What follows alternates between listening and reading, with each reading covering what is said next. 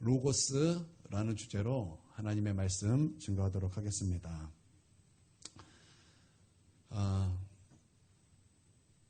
마태복음 16장에서 우리 예수님께서 제자들에게 너희는 나를 누구라 하느냐, 너희가 나를 어떻게 믿느냐, 너희가 나를 어떻게 누구라고 믿느냐, 우리 주님께서 제자들에게 질문하셨을 때 예수님의 마음을 감동시킨 유명한 대답을 우리는 알고 있습니다. 그 대답과 그 고백은 베드로의 고백이었는데, 주는 그리스도시요 살아계신 하나님의 아들이시나이다 라는 고백이었다라는 것입니다. 이것이 마태복음이 기록된 목적이기도 하다라는 것이요. 그러나 여러분, 요한도 마찬가지입니다. 요한도 기록된 목적이 있는데, 그것은 마태의 그 베드로의 고백처럼 주는 그리스도시요 살아계신 하나님의 아들이시다라는 것입니다. 요한복음 20장 31절에 보니까 오직 이것을 기록함은, 이 요한복음을 기록한 이유가 있는데, 목적이 있는데, 그것이 무엇인가? 너희로 예수께서 하나님의 아들 그리스도이심을 믿게 하려 함이요, 또 너희로 믿고 그 이름을 힘입어 생명을 얻게 하려 함이라 라는 것입니다. 이것이 요한복음이 기록된 목적이라는 것입니다. 그리고 그 요한복음의 시작은 하나님의 아들 그리스도가 어떤 분이신가를 말씀하고 있을 때, 예수 그리스도는 말씀이라는 것입니다. 예수 그리스도는 말씀이고, 말씀으로서 그분은 또한 창조주이신데, 또한 창조주가 구세주가 되셔서 우리 가운데 오셨다라는 것입니다. 이것을 선언함으로 시작하고 있다라는 것입니다. 우리 1절을 한번 읽어보도록 하겠습니다. 읽습니다. 시작. 이 말씀이 하나님과 함께 계셨으니 이 말씀은 곧 하나님이시니라. 아멘. 태초에 말씀이 계시니라. 여러분, 이 말씀은 우리가 구약에 어떤 말씀이 생각나지 않습니까? 여러분, 창세기 1장 1절은 어떻게 하나님의 위대하고 장엄한 말씀이 선포되고 있습니까? 태초에 하나님께서 하늘과 땅을 창조하시니라, 이렇게 선언되고 있다라는 것입니다. 여러분, 그 말씀과 오늘 요한복음 말씀이 거의 비슷하지 않습니까? 그런데 조금 다른 것이 있습니다. 창세기의 태초에라는 것은 in the beginning이에요. 여러분, 이게 무슨 뜻입니까? 시작이라는 거예요. 시작되었다. 무엇이 시작되었습니까? 시간이 시작되었다. 공간이 시작되었다. 라는 그런 의미에서 태초에라는 것입니다. 그런데 이 요한복음의 태초에라는 것은요, 헬라에 보면은 정관사가 빠졌어요. 그러면 영어로 이렇게 되는 것입니다. in the beginning이 아니라 in beginning이라는 것입니다. 그럼 무슨 뜻입니까? 무슨 뜻이 되는 거예요? 시작 이전이라는 거예요. 영원 전이라는 것입니다. 영원 전에 누가 계셨다라는 거예요? 영원 전에 말씀이 계시니라 라는 말씀이라는 것입니다. 그 말씀은 누구를 가리키는 것입니까? 그 말씀은 우리 주 예수 그리스도를 가리키는 말씀이라는 것입니다. 여러분, 말씀은 예수 그리스도의 별칭이에요. 말씀은 예수 그리스도의 별칭이라는 거예요. 그거 다시 그 말씀을 보겠습니다. 태초에 말씀이 계셨습니다. 그렇습니다. 태초에 말씀이 계셨어요. 하나님께서 이르시되 빛이 있으라 하시니 빛이 있었고, 태초에 하나님의 말씀이 계셨다라는 것입니다. 말씀하신 분이 누굽니까? 하나님이시라는 거예요. 태초에 말씀이 계시니라, 바로 그 말씀은 하나님이 말씀하셨고, 바로 그 말씀은 하나님이시라는 거예요. 그러면 말씀은 하나님이시라는 말씀이 되는 것입니다. 그런데 그 말씀은 누구와 함께 계셨다라는 거예요? 그 말씀은 누구와 함께 계셨다라는 거예요? 그 말씀은 하나님과 함께 계셨다라는 것입니다. 아니, 태초에 말씀이 계시니라라는 것은 하나님이시라는 거예요. 그런데 하나님, 그 다음에는 하나님과 함께 계시다라는 거예요. 그건 뭐예요? 하나님이신데 하나님이 아니시라는 말씀이 되는 건 아니겠습니까? 우리로 하여금 헷갈림을 주는 그 말씀이라는 것입니다. 우리가 이렇게 헷갈려 할 때 우리 하나님께서는 다시 한번 우리 가운데 도장을 꽝 찍으십니다. 그 다음 말씀이 무엇입니까? 이 말씀은 곧 하나님이시니라 말씀하고 있다라는 것입니다. 곧 누구시라는 거예요? 하나님이시라는 거예요. 즉, 예수님은 누구라는 거예요? 예수님은 참 하나님이시라는 것입니다. 여러분, 예수님은 하나님이십니다. 여러분, 믿습니까? 예수님은 하나님이시라는 거예요. 우리가 여기서 주목해야 될 단어가 있습니다. 그 말씀은요, 말씀이라는 단어인데 헬라어로 이 말씀이라는 단어는 로고스라는 단어입니다. 여러분, 이 로고스라는 것은 이제 우리가 또, 좀 뭐라 그럴까요? 좀 공부할 필요가 있어요. 이 로고스라는 것은 그 당시, 이 요한복음이 쓰였던 당시에 헬라 철학과 스토아 철학이 굉장히 이방인 가운데 이게 두루 섭렵된 그런 가치관 아닙니까? 이게 가치관이에요. 그래서 이 로고스라는 말은 이 헬라 철학을 항상 가까이 했던 이방인들에게, 헬라 사람들에게 너무나 익숙하고 친숙한 그런 개념이었다라는 것입니다. 그래서 헬라 철학과 스토아 철학 중심되는 그 개념 가운데 하나가 바로 이 로고스라는 단어였다라는 거예요. 이 로고스가 무슨 뜻이죠? 동현이, 이거 고3 때 배우죠? 고등학교 때 배우지 않나요? 안 배우나요? 이거 대학교 때 배우나요? 이 로고스라는 것은 합리적 생각과 그 생각을 외적으로 표현한 말을 뜻하는 거예요. 그런 것입니다. 사상과 말이 함께 간다, 함께 있다 이런 뜻인데 이 철학이라 말이 어려워요. 쉽게 말하면 이것입니다. 그러니까 눈에 보이지 않는 생각을 외적으로 표현한 말. 쉽죠? 이게 쉽게 하면 얼마나 우리가 좋습니까? 그러니까 생각이라는 건 눈에 보이지 않아요. 생각이 눈에 보입니까? 그런데 보이지 않는 그 생각을 어떻게 이걸 표현합니까? 그걸 외적으로 표현한 게 뭐라는 거예요? 로고스라는 거예요. 로고스라는 것입니다. 그래서 여러분 이거를 이렇게 표현했죠. 이성, 논리, 지식, 지혜 이렇게 표현을 했어요. 여러분 이제 내가 맞아 저거 좀 배웠었지. 그러신 분이 좀 계실지도 모르겠습니다. 이 로고스는 우주의 편만한 이치며 그것의 씨가 인간의 영혼에 있다고 보았습니다. 이게 뭔 말일까요? 하여튼 이 헬라 철학과 스토아 철학을 습득한 사람들은 이렇게 생각을 했답니다. 예. 그래서 인간은 우주의 로고스를 이해할 수 있으며 그 이치를 터득하여 지식을 얻을 수 있다고 보았다라는 것입니다. 그러므로 로고스는 계시의 수단이었어요. 로고스가 계시에서 지식을 얻었습니다. 지식은 헬라 철학에 있어서 구원의 수단이므로, 그러므로 로고스는 구원의 수단이라는 거예요. 헬라 철학이 어렵습니다. 이게 헬라 철학이거든요. 헬라 철학에서 이렇게 논했다라는 거예요. 그래서 로고스를 가리켜 세계와 하나님을 연결하는 매개체, 중보자 이렇게 이해했다라는 것입니다. 이런 헬라 철학으로 14절을 보니까 이해가 좀 잘 돼요. 말씀이 육신되어 우리 가운데 거하심에 말씀이 육신이 되어 우리 가운데 거하심에 자 이게 무슨 사상하고 비슷해요? 로고스 헬라 철학의 로고스랑 비슷하죠? 비슷합니다. 그래서 우리가 뭐예요? 그의 영광을 보니 아버지의 독생자의 영광이요 은혜와 진리가 충만하더라. 눈에 보이지 않는 로고스가 육신이 되어 우리 가운데 실제적으로 내재하셨다라는 거예요. 그분이 누구라는 거예요? 그분이 예수 그리스도라는 것입니다. 그의 영광을 보니 아버지의 독생자의 영광이요. 그 독생자라는 것은 낫다라는 의미가 아니에요. 이 낫다. 내 아들을 낳았더니 나랑 똑같다. 이런 뜻이 아니라 이 독생자의 영광이라는 것은 아버지와 동등한 영광이라는 뜻이에요. 그러니까 예수 그리스도를 보니까 그분은 아버지 하나님의 영광이라는 거예요. 아버지와 동일하신 분이시라는 것입니다. 그래서 예수님은 하나님과 이 세상을 중보하는 눈에 보이지 않던 하나님께서 눈에 보이게 나타난 말씀이고 곧 하나님이시다 라는 것입니다. 여러분 지금 여러분은 지금 헬라 철학을 공부하고 있는 것입니다. 자, 이게 헬라 철학을 잘 아는 이방인들은 아주 쉽게 이해할 수 있는 단어가 바로 이런 로고스라는 단어였다라는 것입니다. 그래서 많은 신학자들이 요한복음 1장 1절에 이 로고스를 얘기할 때 요한이 과연 이 헬라 철학의 영향을 받아서 이 로고스라는 단어를 썼다. 이 단어를 쓰면서 예수 그리스도를 소개했다. 많은 신학자들이 이렇게 이제 이 말씀으로 이렇게 얘기를 합니다. 그런데 꼭 그렇지만은 아닌 것이 로고스라는 단어는 꼭 헬라 철학과 스토아 철학에만 있는 그런 개념이 아니에요. 우리가 이 말씀을 한꺼풀 이렇게 딱 자세히 더 들여다보면요. 여러분 이것은요. 유대교적인 개념이고 구약에 나타난 개념입니다. 구약에 나타난 개념이에요. 태초에 하나님이 하늘과 땅을 창조하셨다 이렇게 선언하고 있습니다. 하나님의 말씀은요. 하나님의 창조 수단이에요. 여러분 믿습니까?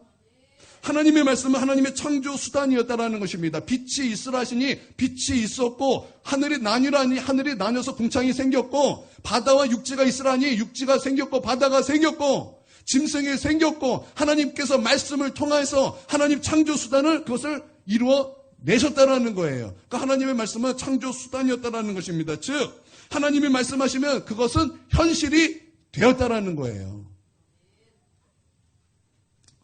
여러분, 하나님은 말씀으로 온 세상을 통치하십니다.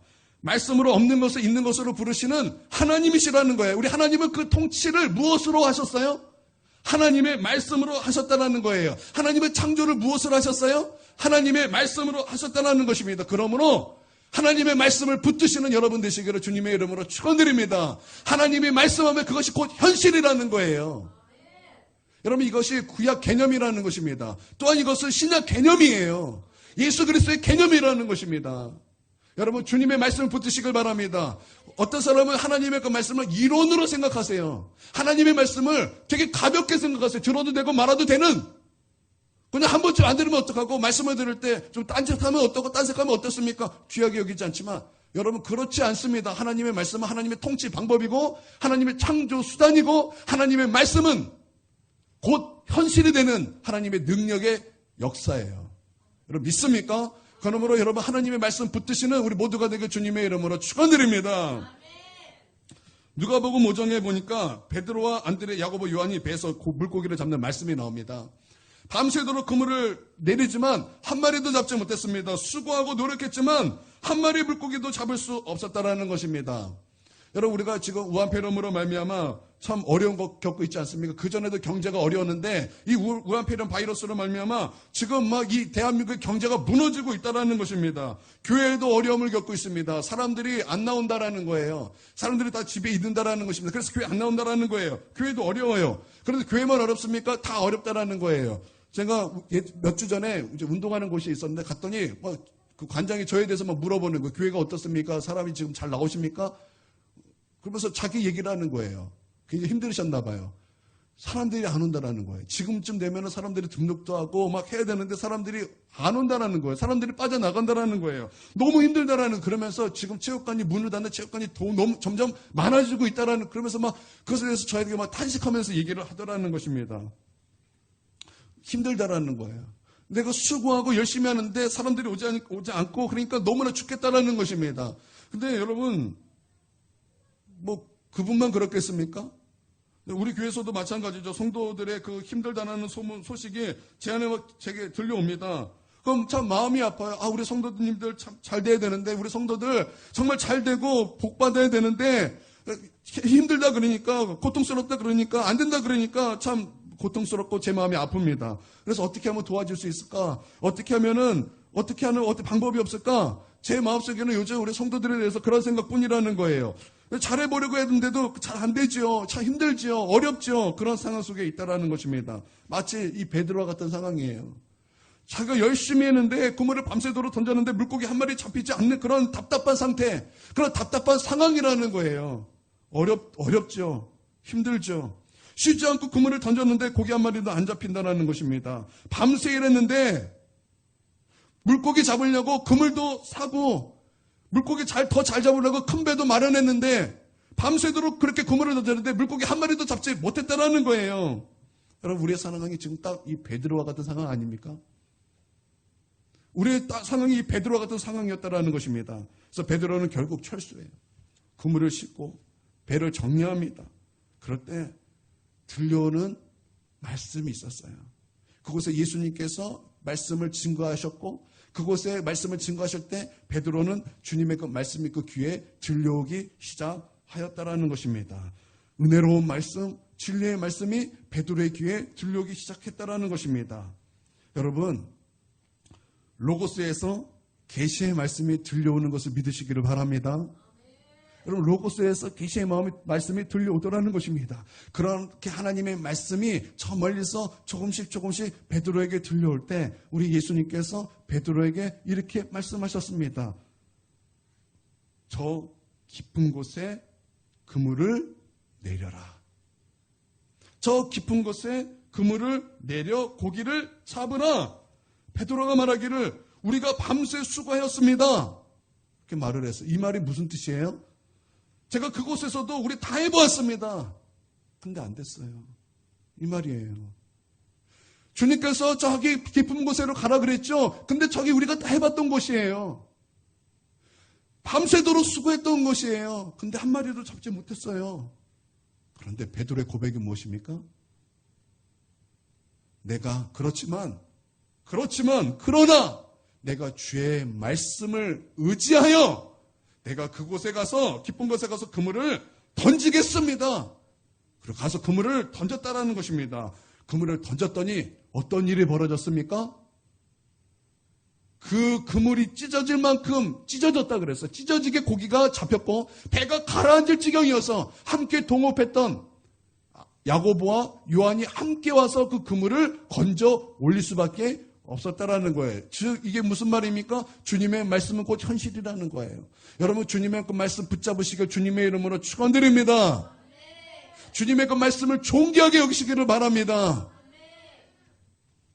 요한복음에는 7가지 표적이 나옵니다. 첫 번째 표적은 가나 혼인잔치에서 물이 변하여 포도주가 된 그런 사건이 첫 그런 표적이었습니다. 그리고 두 번째 이제 표적이 나타났는데 그 두 번째 표적도 바로 그 가나 혼인잔치가 열렸던 바로 그곳이었습니다.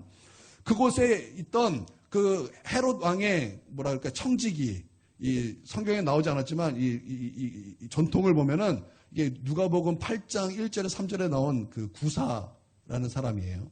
구사라는 사람. 이 아들이 가버나움에서 병에 걸렸다라는 것입니다. 예수님께서 갈릴리에 오셨다라는 그 소문을 듣고 예수님에게 찾아갔습니다. 아마 예수님께 찾아가서 내 아들이 지금 병들었습니다. 곧 죽게 되었습니다. 네, 고쳐주십시오. 그리고 어떤 표적을 바랬고 또 아주 멀리 있었기 때문에 예수님을 너무나 재촉했던 것 같습니다. 근데 예수님께서 이렇게 같이 따라가 주면 좋겠는데 예수님께서 그 헤롯의 그 신하에게 말하게 따라가지 않고 그냥 말만 했어요. 가라. 내 아들이 살아있다. 그냥 말씀만 하셨다라는 것입니다. 그때 이 신하가, 이 사람이 믿고 그냥 갔습니다. 가다가 이제 오는 종들을 만났어요. 그리고 이 종들이 아이가 살아있다. 이렇게 말을 했다라는 것입니다. 그런데 이 사람은 참 치밀한 사람이에요. 그 시각을 물어보는 것입니다. 이 아이가 언제부터 낫게 되었냐라는 거예요. 그랬더니 언제입니다 라고 말했더니 이 사람이 생각하기를 과연 예수님께서 말한 그 시각부터 이 아이가 나음을 받았다라는 거예요. 즉 주님의 그 말씀하셨더니 그 말씀이 무엇이 됐다라는 거예요? 그 말씀이 현실이 되었다라는 것입니다. 하나님은 말씀을 통해서 창조의 역사를 일으키시는 분이십니다. 하나님이 말씀하시면 그것은 현실이 된다라는 거예요. 여러분 이러한 믿음이 우리 가운데 있게 되게 주님의 이름으로 축원드립니다. 하나님의 말씀 귀하게 여기셔야 돼요. 하나님은 하나님의 말씀을 통해서 하나님의 창조 수단으로서 그 말씀을 사용하신다라는 거예요. 여러분 하나님의 말씀 붙드시기를 바랍니다. 말씀을 믿으세요.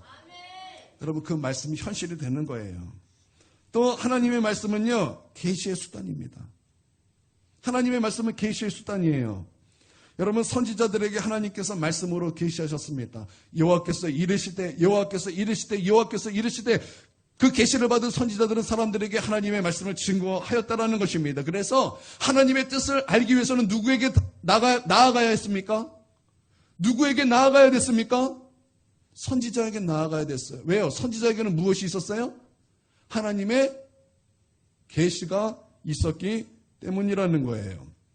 즉 하나님의 뜻은 하나님의 말씀이었다라는 것입니다. 여러분 예수님은 하나님의 뜻이었습니다. 하나님이 정하신 뜻이었다라는 거예요. 여러분 믿습니까? 예수님은 하나님이 정하신 뜻이었다라는 것입니다. 하나님께서 아브라함을 부르셨습니다. 아브라함아 너는 내게 와라. 그리고 너는 내 사랑하는 이삭을 내가 그 정한 그곳 모리아산에서 너의 사랑하는 독자 이삭을 내게 번제로 바치라. 주님께서 말씀하셨습니다. 여러분 모리아산은요 하나님께서 정하신 곳이에요. 아니 왜 하나님께서는 그렇게 딱 정하셔서 모리아산으로 가라 그렇게 딱 정하시고 그렇게 해야만 한다고 택하셨을까요? 여러분 모리아산은요 이 아브라함이 그곳에 가서 하나님 앞에 순종해야 되는 하나님이 정하신 곳이었다라는 거예요. 그렇게 예정하신 곳이었다라는 것입니다. 그리고 이 모리아산은 나중에 하나님께서 하나님의 성전을 세우신 곳이에요. 내가 이제 여기서 너의 기도를 받겠다. 너희가 이곳에서 어린 양의 피로 내게 나오면 내가 너희를 용서하겠다. 그곳에 너희가 하나님을 만날 것이다. 내가 이곳에서 너와 함께 할 것이다. 너의 백성과 함께 할 것이다. 우리 하나님께서 그렇게 정하셨고 예정하시고 그렇게 택하신 곳이었다라는 것입니다. 즉 이 모리아산이라는 것은 예수 그리스도의 예표가 되는 것입니다. 아브라함의 순종도 예수 그리스도의 예표가 되는 것입니다. 이 솔로몬 성전도 예수 그리스도의 예표가 된다라는 것입니다. 그냥 예수 그리스도의 예표가 아니라 예수 그리스도의 십자가의 예표가 된다는 것입니다. 하나님의 예정한 곳이라는 거예요. 십자가를 통해서 우리를 구원하시겠다라는 그 하나님이 정하시고 택하셨다라는 거예요. 주님께서 예정하셨다라는 것입니다. 여러분 우리가 칼빈의 예정론이 있습니다. 칼빈의 예정론이라는 것은 무엇입니까? 하나님께서 구원받은 사람도 예정하셨고 구원받지 못한 사람도 예정하셨다라는 거죠. 그러나 우리는 그것을 믿지 않습니다. 여러분 예정하셨다라는 것, 그걸 예정하셨다라는 것이 아니에요. 예정하셨다라는 것은 하나님이 정하셨다라는 것인데 그 정하셨다는 것은 무엇이냐? 우리 예수 그리스도 통해서 십자가에 피 흘려 죽으심으로 말미암아 우리를 구원하실 것을 주님께서 정하셨다라는 거예요. 여러분 이게 예정이고 이게 모리아고 이게 하나님 이 모리아산이고 이게 하나님께서 택하셨다라는 거예요. 여러분 이게 예수 그리스도고 이게 말씀이라는 거예요. 이것이 계시라는 거예요. 이 하나님의 뜻을 이루기 위하여 예수님은 무엇으로 오셨다라는 거예요? 말씀으로 오셨다라는 것입니다. 그래서 우리가 하나님의 뜻을 알기 위하여 누구에게 나아가야 되는 것입니까? 예수님께 나아가야 되는 거예요. 예수님께 나아가야 한다는 것입니다. 또 하나님의 말씀은 구원의 수단입니다. 여러분 모세는요 하나님을 본 적이 없어요. 모세는 하나님의 뒷모습만 보았습니다. 모세의 율법도 마찬가지예요. 모세의 하나님의 율법을 누구를 통해서 주셨어요? 모세를 통해서 주셨죠. 근데 모세는 하나님을 봤어요? 못 봤어요? 못 보고 뒷모습만 보았죠. 율법이 그렇다라는 거예요. 율법이 그렇다라는 거예요. 그러니까 율법은 실체의 뭐라는 거예요? 그림자라는 거예요. 실체의 그림자. 그런데 우리가 그 그림자인 율법을 따라가면은 어떻게 됩니까? 구원을 얻습니다. 율법에서 무엇이 나타났습니까? 우리가 어떻게 하나님을 믿어야 되는가가 나타났습니다. 여러분 그 율법에서 무엇이 나타났습니까? 예수 그리스도에 대한 예언이 나타났습니다. 그 율법에 무엇이 나타났습니까? 하나님을 경외하는 것이 무엇인가가 나타났습니다. 그 율법에서 무엇이 나타났습니까? 하나님의 첫째 되는 계명이 나타났어요. 우리의 마음을 다하고 힘을 다하고 뜻을 다하고 목숨을 다하여 주 너희 하나님을 사랑해야 된다는 말씀이 그 율법에 나타나게 되었다는 것입니다. 그러면 그 율법을 따라가면은 무엇을 얻습니까? 구원을 얻는다라는 거예요. 하나님의 그 말씀은 우리의 구원의 수단이 된다라는 것입니다. 여러분 이것은 신약에도 마찬가지예요. 하나님의 말씀은 우리 가운데 무엇을 줍니까? 구원 얻을 지혜를 주신다 그랬어요. 여러분 하나님의 말씀을 통해서 우리 가운데 구원의 수단이 되게 하신다라는 것입니다. 여러분 성경의 지혜서를 보면 지혜서는 뭐예요? 지혜서는 뭐예요? 잠언 왜 솔로몬이 막 한 거 있잖아요. 막 그런 것들. 그게 지혜서입니다.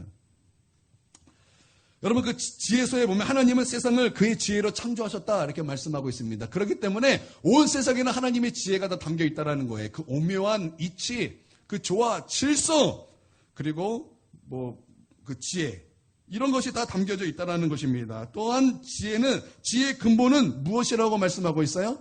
지식의 근본, 지혜의 근본은 뭐라고 말씀하고 있어요? 여호와를 경외하는 것이라고 말씀하고 있다는 것입니다. 지혜 있는 자는 하나님을 알고 지혜는 하나님을 간절히 찾고 하나님을 만난다라는 것입니다. 그렇다면 여러분 지혜가 여러분에게 있습니까? 여러분 지혜가 여러분에게 있습니까? 지혜는 우리 교회에 있습니다. 분명히. 정재지 사님 있습니다. 여러분 우리 교회는 분명히 지혜가 있어요. 여러분 간절히 하나님을 찾고 간절히 하나님을 찾는 사람, 그가 하나님을 만난 그것이 우리 가운데 있습니까? 여러분 하나님을 간절히 찾으셨습니까? 그래서 간절히 찾으시고 하나님을 만나셨습니까? 여러분 지혜서의 말씀은 우리 가운데 그것을 지혜라고 말씀하고 있어요. 분명히 그것이 지혜라고 말씀하고 있습니다. 그리고 여러분 잠언을 보면은 지혜는 말씀이면서 또한 인격입니다. 지혜는요, 단순히 말씀이 아니라 인격이에요. 그래서 그 지혜서의 지혜는 누구를 예표합니까? 예수 그리스도를 예표해요. 예수 그리스도를 예표한다라는 것입니다. 그렇게 보면은 로고스라는 이제 단어, 이제 이런 로고스라는 개념을 우리가 딱 알고 이 요한복음 1장 1절을 보면 여러분 이제 이해가 되기 시작합니다. 태초에 말씀이 계시니라. 이 말씀은 하나님과 함께 하셨으니 이 말씀은 곧 하나님이시라. 원래 이 말씀을 보고 이제 우리가 요한복음 1장 1절을 보면 이해가 되기 시작한다라는 거예요. 초월자 하나님께서 어떻게 피조 세계에 내재하시고 그것과 관계를 하시는가? 여러분 어떻게 관계하십니까? 바로 자신의 아들이 말씀을 통해서 이 세상에 자신을 계시하시고 또 믿는 자에게 구원을 주셔서 하나님의 자녀가 되게 하신다라는 거예요. 그렇게 말씀으로 오신 하나님의 아들이 누굽니까? 말씀 여러분 안 듣고 있습니까 지금? 대답을 해주셔야지. 여러분 말씀으로 오신 하나님의 아들이 누구십니까? 예수 그리스도이시라는 거예요. 그분이 로고스고 그분이 예수 그리스도라는 것입니다. 할렐루야. 그 예수님께서 이제 그분이 어떤 분인가? 요한복음 1장에 뭐라고 말씀하고 있습니까? 첫 번째는 바로 그 예수 그리스도가 하나님이시다 말씀하고 있다라는 거예요. 눈에 보이지 않는 하나님께서 눈에 보이게 나타나셨습니다. 그분이 누구십니까? 예수 그리스도예요. 하나님을 본 사람이 아무도 없습니다. 하나님을 본 자는 죽어요. 죄인인 우리가 거룩하신 하나님을 볼 수 없습니다. 하나님을 본 자는 다 죽게 될 수밖에 없어요. 그런데 눈에 보이지 않는 그 하나님께서 눈에 보이게 나타나셨다라는 거예요. 그분이 누구예요? 예수 그리스도. 그래서 우리가 예수 그리스도를 통해 우리 하나님을 알고 예수 그리스도를 본 자는 하나님을 본 자요. 예수님을 만난 자는 하나님을 만난 자라는 거예요.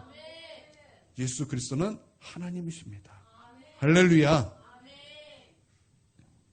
그리고 그 예수님께서 이 땅에 오셔서 십자가의 죽으심으로 말미암아 우리를 구원하셨다라는 거예요. 여러분 그것을 요한복음 1장에 우리 가운데 말씀하고 있다는 것입니다. 할렐루야. 두 번째는 예수님은 창조주 하나님이시라는 것입니다. 여러분 예수님은 창조주 하나님이신 것을 믿으시기를 바랍니다. 여러분 예수님은 창조주 하나님이에요. 하나님께서 이르시되 빛이 있으라 하시니 빛이 있었고 하나님께서 계셨습니다. 근데 그 하나님께서 이르셨습니다. 말씀하셨다는 것입니다. 그러면 오늘 말씀에 의하면 하나님이 계셨고 하나님이 말씀하셨다면 그 말씀은 무엇입니까? 예수님이라는 거예요. 현실이고 맞아요. 현실이고 예수님이라는 거예요. 그 예수님이 우리 가운데 나타나셨다는 거예요. 그 나타나셨다면 그분은 누구예요? 바로 창조주 하나님이라는 거예요. 막 틀리지만 아멘입니다. 없는 것을 있는 것으로 부르시는 하나님, 죽은 자를 살리시고 그것뿐만 아니라 죽음을 이기신 하나님, 바랄 수 없는 가운데 바랄 수 있는 하나님, 바로 그분이 우리 주 예수 그리스도시라는 거예요. 우리가 하나님의 말씀을 붙들어야 되듯이 우리 예수 그리스도를 붙들어야 될 줄 믿습니다. 우리 예수 그리스도의 이름 안에 우리의 모든 필요가 다 있다라는 것입니다. 할렐루야. 그러므로 우리가 붙들어야 될 것은 예수 그리스도라는 거예요. 여러분의 모든 필요가 이 세상에 있는 것이 아니에요. 예수 그리스도의 모든 필요가 우리의 모든 필요가 다 예수 그리스도의 이름 안에 있다라는 것입니다. 우리의 모든 필요가 다 이 땅에 있었다면 베드로는 예수님의 그 말씀을 통해서 고기를 주셨을 때 그것을 가지고 나가서 장사를 했을 것입니다. 그러나 이 세상의 모든 필요가 예수 그리스도 안에 있다는 것을 이 베드로가 발견하게 된다는 거예요. 그러나서 그는 무엇이 됩니까? 모든 것을 다 버리고 예수 그리스도를 따르는 예수님의 제자가 되더라는 거예요. 나는 이것을 발견하게 되기를 바랍니다. 나는 이 놀라운 진리를 발견하게 되길 주님의 이름으로 축원드립니다. 우리의 모든 필요가 이 세상에 있는 것이 아니라 우리의 모든 필요는 다 예수 그리스도의 이름 안에 있다는 거예요. 할렐루야.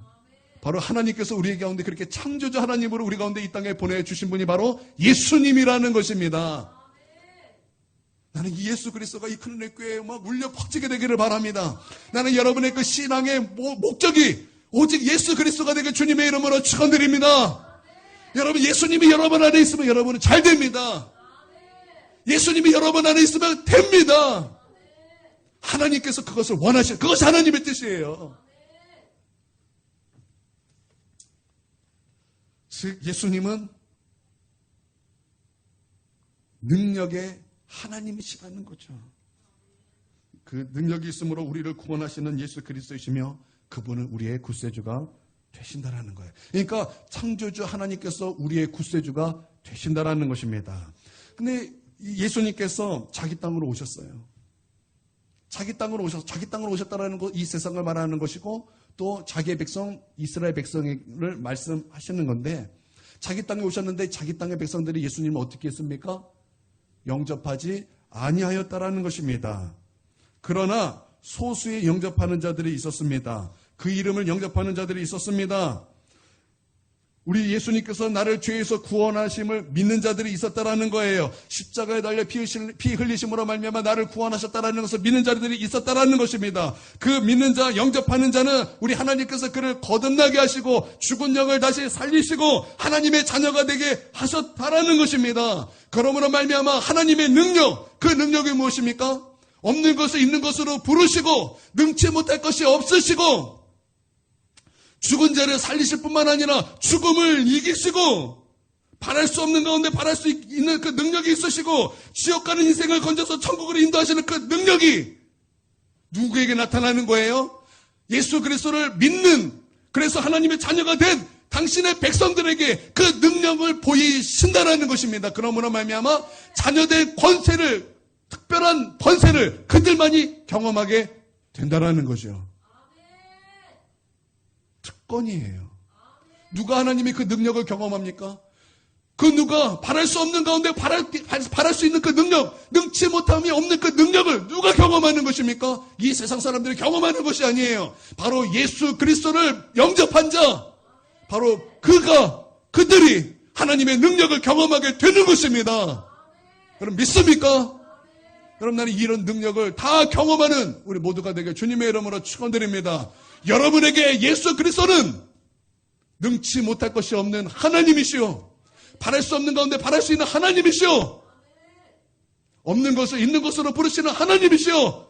죽음의 권세를 깨뜨리시고 죽음을 이기시는 하나님이시고 여러분 이 능력을 여러분 소유할 수 있는, 그래서 그것을 누리는 여러분에게 주님의 이름으로 축원드립니다.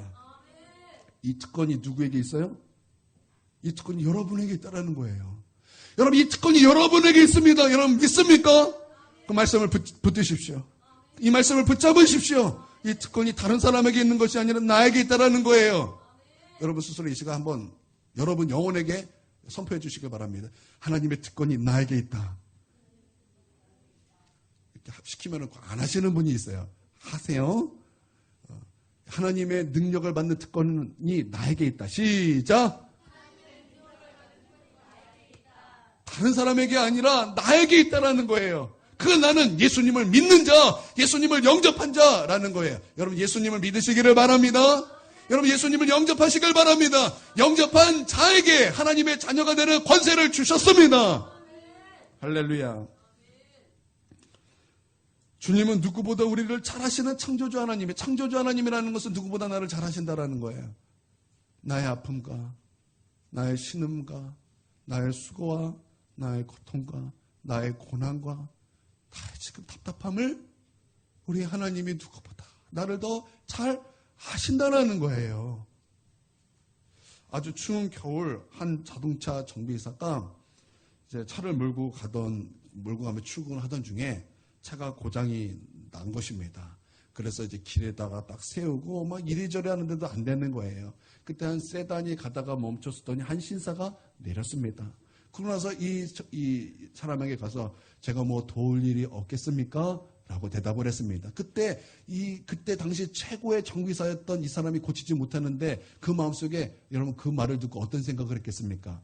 나도 못 고치는 것을 당신이 어떻게 고치겠습니까? 여러분 그런 생각하지 않았겠습니까? 그런데 이 신사가 이 자동차 본넷을 열고 나서 이래저래 만지고 나서 자 이제 시동을 걸어보십시오. 그리고 시동을 딱 켰는데 시동이 켜지더라는 거예요. 이 정비사가 깜짝 놀랐습니다. 아니 당신이 도대체 누구시길래 이렇게 그렇게 자동차를 고칠 수 있으셨습니까? 그랬더니 이분이 자기 명함을 하나 딱 건네주시면서 Have a nice day.